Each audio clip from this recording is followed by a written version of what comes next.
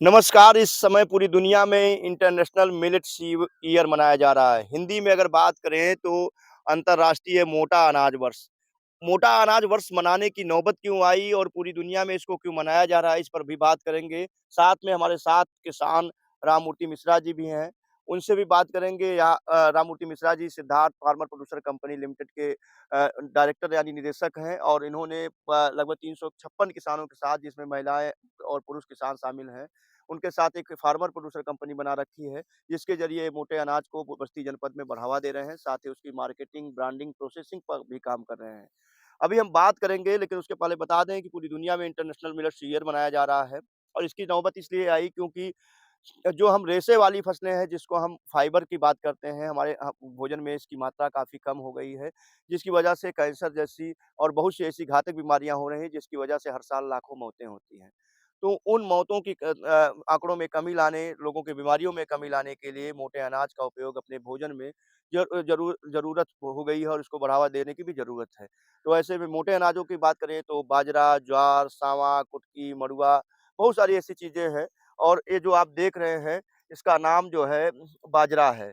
तो बाजरे की जो ये फसल है, ये कौन-सी वैरायटी है और इसके उपयोग से क्या फ़ायदे हैं, और किसानों के साथ कैसे काम कर रहे हैं, उसकी मार्केटिंग का क्या तरीका है, वो सारी चीज़ें जानेंगे। सर, आपका बहुत-बहुत स्वागत है और धन्यवाद। बताएँ ये बाजरे की कौन-सी वैरायटी है?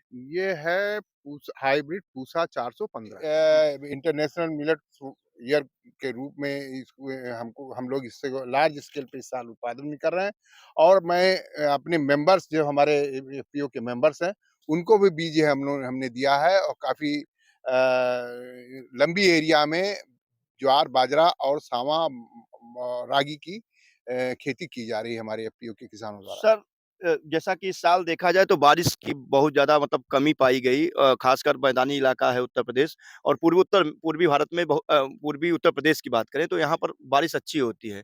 तो क्या ये जो ज्वार, बाजरा, मोटे अनाज हैं, क्या इसके लिए अ, ज़्यादा बारिश की ज़रूरत होती है, ज़्यादा नमी की ज़रूरत होती है या कम पानी में भी उगाए जा सकते नहीं, हैं? नहीं, पानी इसके लिए पानी की तो बहुत ही कम आवश्यकता है और ये जो सूखा है, इस समय सूखा प्रभावित हमारा ये पूर्वांचल है, जी, जी। उसके लिए तो ये फसल इस साल मुफ़ीद साबित हो रही है। ये बहुत ही बहुत कम पानी में, बहुत कम उर्वरक में और बहुत भारी मिट्टी की भी आवश्यकता नहीं होती है। इसी बलुई या बलुई दोमट मिट्टी में ये भरपूर उत्पादन इसका लिया जा सकता है। बस एक ही चीज़ का ध्यान रहे कि जल जमाव नहीं होना चाहिए वहाँ।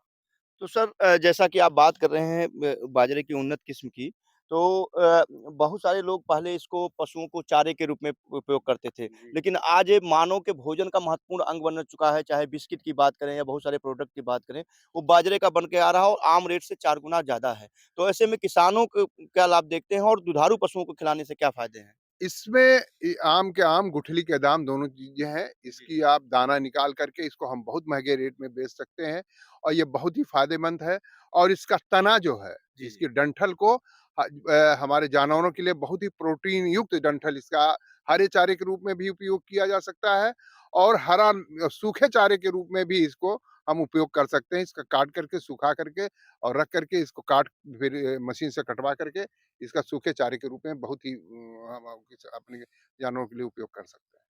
तो जो आप फसल देख रहे हैं, इसमें देख रहे होंगे पीले फूलों से लदा हुआ है, ये आपको बालियाँ दिख रही होंगी और इन्हीं बालियों में ये जो फूल हैं, जब ये फूल झड़ जाएँगे तो इसमें दाने बनेंगे और ये दाने जो है मढ़ाई करने के बाद बाजरे के दाने के रूप में हमारे सामने होते हैं, जिसका हम भंडारण करते हैं, प्रोसेसिंग करते हैं और प्रोसेसिंग करके हम जो है इसके प्रोडक्ट बनाते हैं।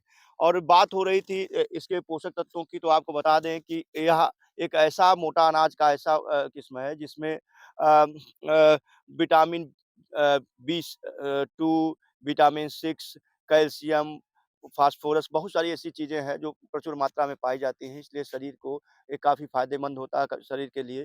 तो किसान भाई जो लोग मोटे अनाज की खेती करना चाहते हैं, वह अपने कृषि विज्ञान केंद्र पर जाएँ या जो प्रगतिशील किसान हैं उनसे संपर्क करें, अपने नज़दीकी एफपीओ से संपर्क करें जो मोटे अनाजों पर खेती कर रहा है और उनसे संपर्क करके अपने इस तरह की खेती कर सकते हैं। सर चलते-चलते एक चीज़ और जानेंगे, मार्केटिंग का सुना है आपने मार्केटिंग का कोई देसी तरीका अपनाया है, तो क्या ऐसा पैकेजिंग का क्या तरीका है? इसकी ब हम लोग जो है पैकेजिंग करते हैं 2 किलो 1 किलो की। जी, जी। मार्केटिंग के लिए वैसे जहाँ तक हमें पता चला है, इसके लिए सरकार भी पहल कर रही है।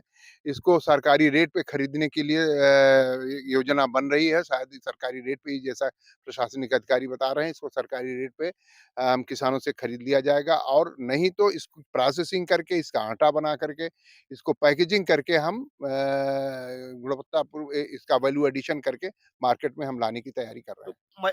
मैं पैकिंग के लिए किन चीज़ों का उपयोग करते हैं आप? किन चीज़ों में आप पैक करते हैं इसको? नहीं, पैकेजिंग के लिए जैसे इसका पैकेजिंग के लिए हम मटके का भी उपयोग कर सकते जी, हैं जी।